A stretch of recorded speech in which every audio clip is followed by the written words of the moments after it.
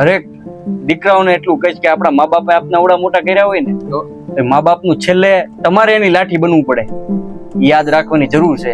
અને ખરેખર આ સમય આમની માટે તો બહુ ખરાબ છે.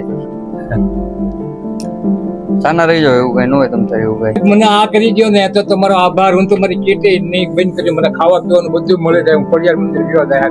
બધું તેલ નથી ઘરમાં અત્યારે એમ ને? નમસ્કાર ભાઈ.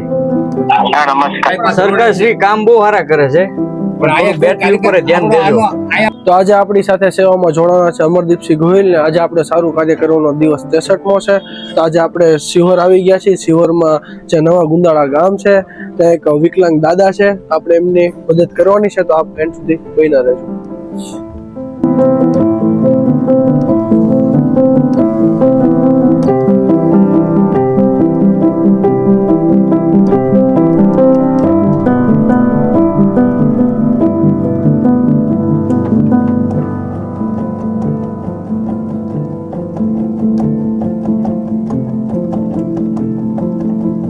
પેલા હું થયું તું તમને?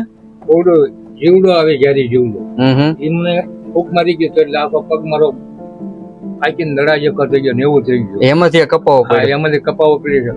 પછી પ્લાસ્ટિક સર્જન કર્યું, 2 આંગળી કઢાવી, 2 મહિના દવાખાને ગયો. પછી 8 વર્ષ ચાલતો છો. અહીંયા વરેની વાય કહેવાય, જ્યાં હું આશ્રમે હતો. પરિવારમાં કાકા કોણ કોણ છે અત્યારે? પરિવારમાં 2 છોકરા છે.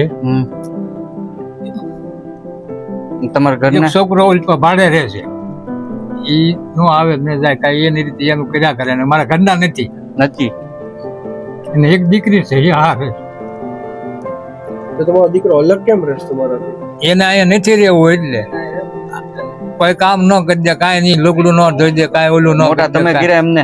હા, તો પછી શું કરવું હવે? આ થઈ ગયો એટલે ઉલ્લાસાર એક થઈ ગયો એમ થઈ, તો પછી હવે શું કરવાનું આપણે? આ વાત ઉપરથી એક વાત ખાસ હરેક દીકરાઓને એટલું કહીશ કે આપણા મા બાપે આપને આવડા મોટા કર્યા હોય ને તો મા બાપનું છેલ્લે તમારે એની લાઠી બનવું પડે, યાદ રાખવાની જરૂર છે. અને ખરેખર આ સમય આમની માટે તો બહુ ખરાબ છે. આ છું એટલે મજબૂર થઈ ગયો, નકર તો મહેનત મજૂરી કરીને ગમે ત્યાં આપણે ન પેટ ભરી બોલું કરું.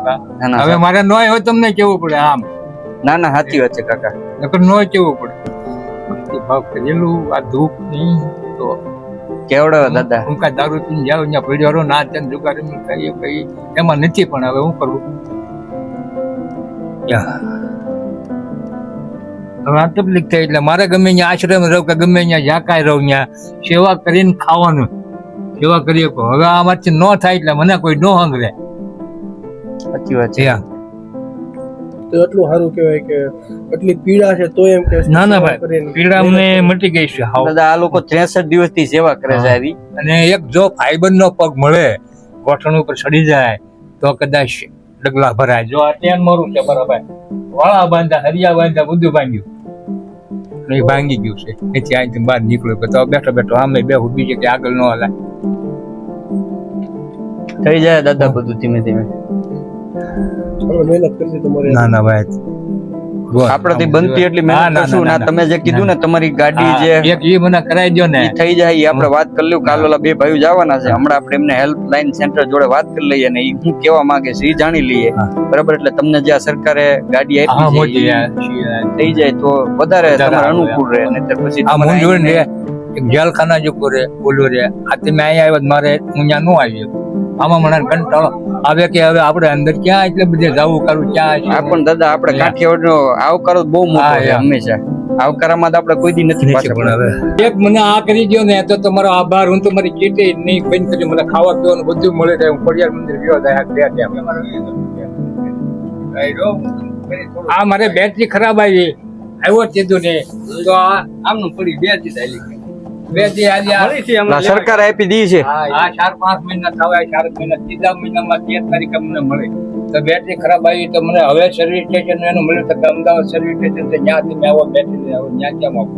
અત્યારે બેટરી મશીન રિપેર મુકાવી છે તો ત્યાં ન થઈ તો પાછી લેવા જવાની છે. અમદાવાદ જાઉં ત્યાં દઈ દેશું. મને કરાય તો મારું આધાર કાર્ડ એ કાંઈ અહીંયા થઈ જાય.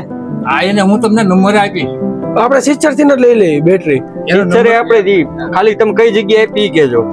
હા, હું આથી ન્યાય ફોન કરી કે આ લોકો આવે એટલે બેટરી અને સાધન આપી દીજો. સિસ્ટર કોની પાસે છે? સરકાર શ્રી કામ બહુ સારા કરે છે, પણ અહીંયા બેટરી ઉપર ધ્યાન દેજો. અહીંયા કોઈ કારીગર નથી. અહીંયા કોઈ કારીગર નથી. આનું કોઈ કારીગર નથી. અને બેટરી આવતી છે કેટલા બેટરી તો 20,000 ની કોઈ કે આપણો ગામ કે આપણે ખબર નથી. આપણે કોઈ જ નથી. આ તમે આઈપી ને કેટલો ટાઈમ થશે? આજે 3 મહિના જેવું. બોલો દા. ત્રીજા મહિનાની 13 તારીખે. અચ્છા નીચે આમાં. ત્રીજા મહિનાની 13 તારીખે મને આપ્યું. તો આની કોઈ કિંમત ન એટલી બધી. 10,000 હોય. આ હોય ને તો હું મારું કરી ખાવ ઓલું કરી ખાવ તમારી જતા ન હેરાન કરું ન ઓલું. પગ ઓલો કરો જ કાકા. 2 પગ લાવ્યા છે. 2 પગ મને કેટલા રૂપિયા ખર્ચ્યા. કાઢવા તો પગ મને વજન વાળો પડે છે. પછી મને આ ફાઈબર નો પગ એક મળે તો બોટલ નો પડે તો મારે ફાઈબર નો પગ હોય ને તો આ લઈ લ્યો. એ હળવો આવે. આ 2 પગ જુઓ પીડા બા એ પાલિતાણા દાદા ભાવનગર થી મને અપાવ્યો હતો. તો દાદા તમારી હિંમત હારી કહેવાય. હા આ મને એક કરી દો ને તો હું તમારો ભગવાન મારે છે ને હું ઓલું છે ત્યાં કરવા ઈ થઈ જશે. આ ભાઈ કાલ જાય છે ને અમદાવાદ તો હારવાર જોડાવતો હશે તમારી બેટરી. સર્વિસ સ્ટેશન નો નંબર એક દી તમારે જવાનું છે ને એક દી અગાઉ ફોન કરવાનો એ લોકો એમ કીધું છે એનો હા નંબર. ભાઈ અત્યારે કરી દેશું ફોન. આ સાયકલ ક્યારે આવી? આમ તો મારા 10 વર્ષ થઈ ગયા. 3જા મહિનામાં 13 તારીખે મને મળી સરદારનગર ફાળવણી કરી આમાં. હમ. 2 દિવસમાં બેટરી ઉતરી ગઈ. આ 2 દી આલી કે બેટરી પછી સાધન જ ન થયું આપા એકદમ. આમ જો ને નવી જ લાગે છે. નવી જ આપી છે. 3જા મહિના 13 તારીખે મને આપી છે.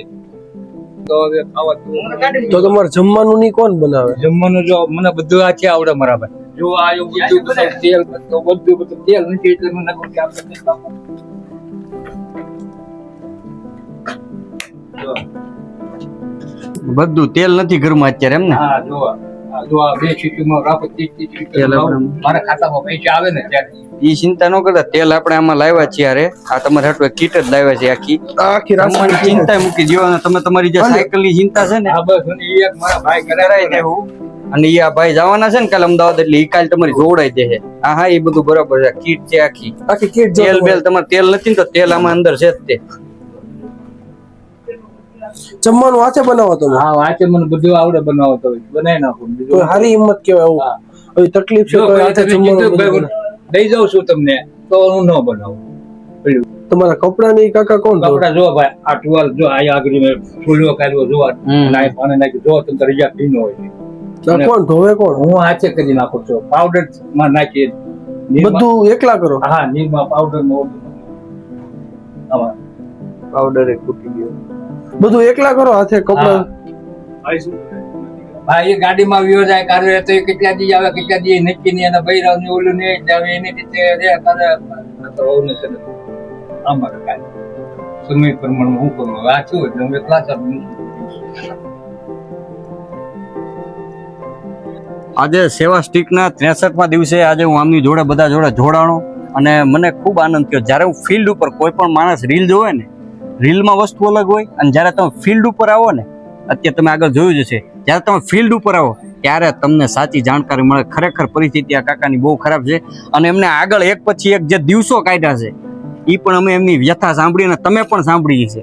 જો આવી જ રીતના તમારે પણ આવા લોકોની મદદ કરવી હોય ને આ લોકોની મદદ કરવી હોય ને તો સેવા સ્ટીકમાં જોડાજો અને જે કાંઈ તમે ફંડ ફાળવામાં આપશો સાહેબ આવી જ રીતના સેવાકીય કાર્યમાં ઉપયોગ થવાનો છે. તો બધા આમની ચેનલ લાઈક કરજો, ફોલો કરજો, સબસ્ક્રાઇબ કરજો અને હરેક મિત્રો તમે સેવા ન કરી શકો તો કાંઈ નહીં પણ તમે એવા મિત્રોને શેર કરજો કે જેનાથી એ લોકો આવા લોકોની મદદ કરી શકે.